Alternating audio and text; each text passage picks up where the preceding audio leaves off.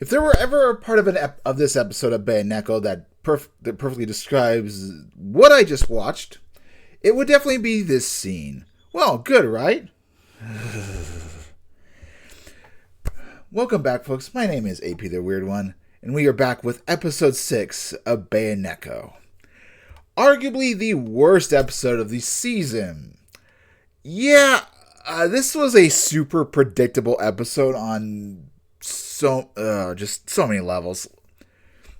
So, to start off with, we'll just basically do a brief recap. All right, we left off where Stella and Arya beat the dragon. They come back. They see that the fairies have gone. They try looking for them. Tama can't sniff them out, and they go back into town. What I thought was basically a pointless deviation proved to be more kind of the bigger plot. The Earl of Gladstone calls for them and says, "Hey, you." His butler says, "You three, Vulcan, Arya, and Stella, you all look very beautiful. My master wants to meet you." Of course, it's some gigantic fat pig. Of course, he tries to give him sleeping tea. It doesn't work because Tama used his magic. After that doesn't work, they try to make him confess, like, "Hey, where's the fairies?" He doesn't know anything about it. And suddenly these skeletons have attacked from when Tama arrived. And so they go out to confront him. They confront the skeletons. They eventually get to Mr. Rias' house, and he is, of course, in possession of the two fairies. And because of their high mana pool, he's able to summon the skeletons and also sell his former body. And of course, they go in. And of course, he gets encased in like this barrier, and then he goes and floats right inside of it. And basically Stella and the group, Stella, Arya, and Tama, have to work as a team to take it out. They basically do so. It's a kind of a three-parter attack. Tama brings up his tentacles, pierces through their little barrier thing. I thought they were at least put more effort into it. Then Stella destroys a whole bunch of it, and of course Arya, using her new signature move, destroys it. They make Rias confess the crimes. His beloved wife comes back, of course, saying, "Hey, this is not you. This is not you," because the Earl wants revenge Rias wants revenge on the Earl for kidnapping his wife and then killing her, of course.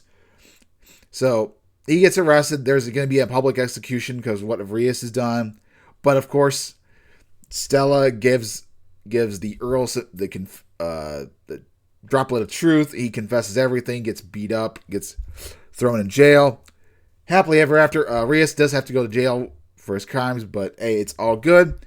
And the episode, we get some nice shots of the ladies in the bath. We see some butt shots of Vulcan and Arya. Yeah, it's just, and that's basically it. In terms of the manga, Vulcan's not there. It's actually the Heroes by Cedric Lewin. They're there.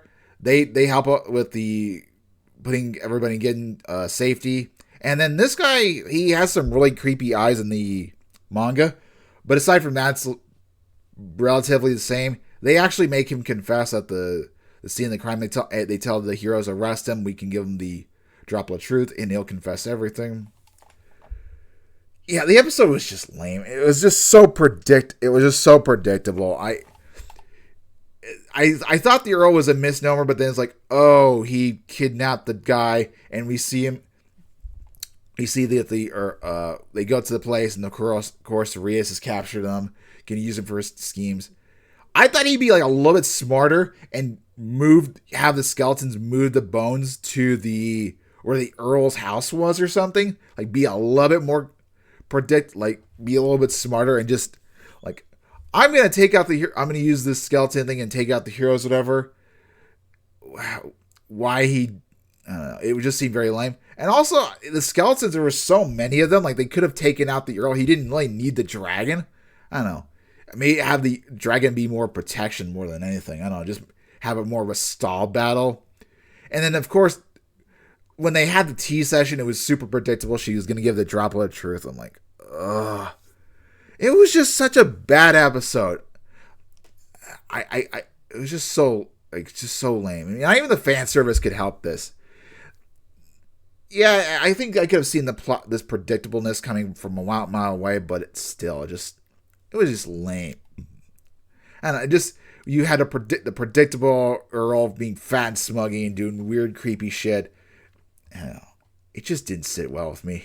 It's like, couldn't you have a little bit more forethought or something? I don't know. Anyway, I'm going to end the episode here. Like I said, terrible episode. There's nothing really to go over. I mean, the fight scene looked okay. And I mean, the butt shots were nice. But other than that, a fart and a win episode. Hopefully you guys have a wonderful day, and see you guys next time for episode 8.